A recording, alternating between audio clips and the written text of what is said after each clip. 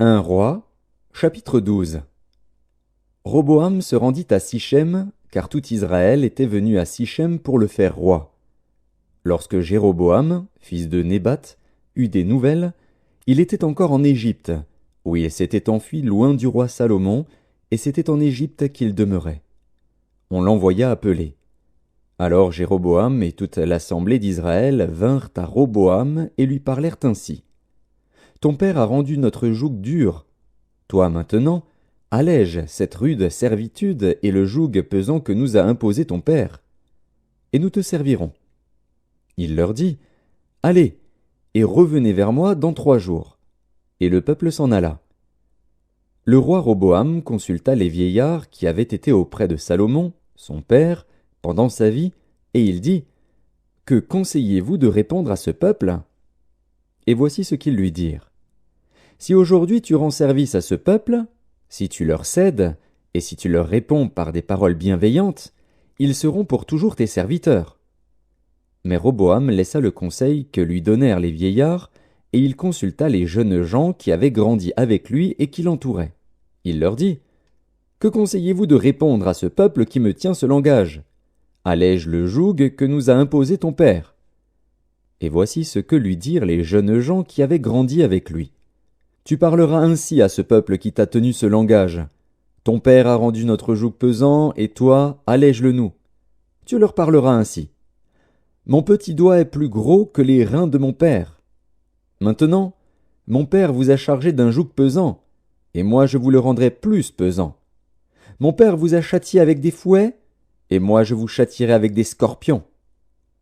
Jéroboam et tout le peuple vinrent à Roboam le 3e jour, suivant ce qu'avait dit le roi, Revenez vers moi dans 3 jours. Le roi répondit durement au peuple. Il laissa le conseil que lui avaient donné les vieillards, et il leur parla ainsi d'après le conseil des jeunes gens. Mon père a rendu votre joug pesant, et moi je vous le rendrai plus pesant. Mon père vous a châtié avec des fouets, et moi je vous châtierai avec des scorpions. Ainsi le roi n'écouta point le peuple, car cela fut dirigé par l'Éternel, en vue de l'accomplissement de la parole que l'Éternel avait dite par Akija de Silo à Jéroboam, fils de Nébat. Lorsque tout Israël vit que le roi ne l'écoutait pas, le peuple répondit au roi, Quelle part avons-nous avec David? Nous n'avons point d'héritage avec le fils d'Isaïe. À tes tentes, Israël. Maintenant, pourvois à ta maison, David. Et Israël s'en alla dans ses tentes. Les enfants d'Israël qui habitaient les villes de Juda furent les seuls sur qui régna Roboam. Alors le roi Roboam envoya Adoram, qui était préposé aux impôts. Mais Adoram fut lapidé par tout Israël, et il mourut. Et le roi Roboam se hâta de monter sur un char pour s'enfuir à Jérusalem. C'est ainsi qu'Israël s'est détaché de la maison de David jusqu'à ce jour.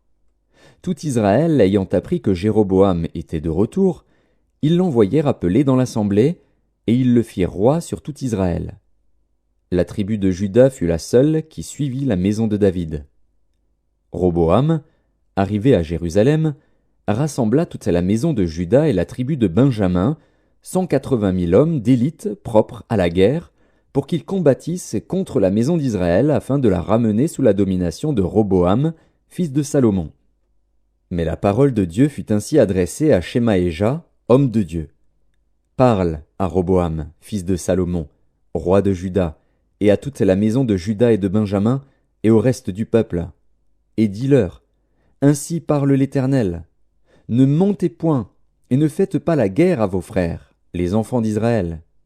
Que chacun de vous retourne dans sa maison, car c'est de par moi que cette chose est arrivée.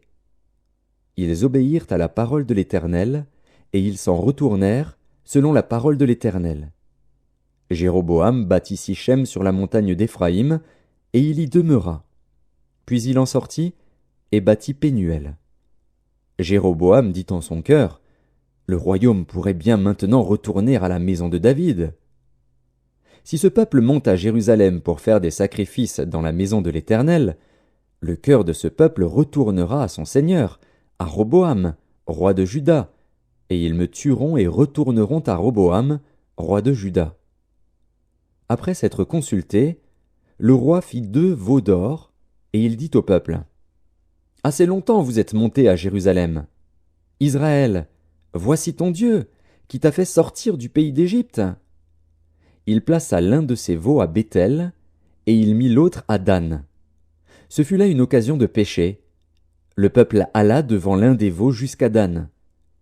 Jéroboam fit une maison de haut lieu, et il créa des sacrificateurs pris parmi tout le peuple et n'appartenant point aux fils de Lévi.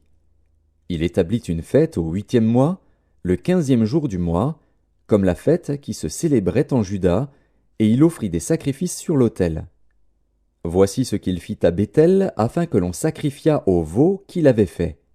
Il plaça à Béthel les prêtres des hauts lieux qu'il avait élevés. Et il monta sur l'autel qu'il avait fait à Béthel le 15e jour du 8e mois qu'il avait choisi de son gré. Il fit une fête pour les enfants d'Israël, et il monta sur l'autel pour brûler des parfums.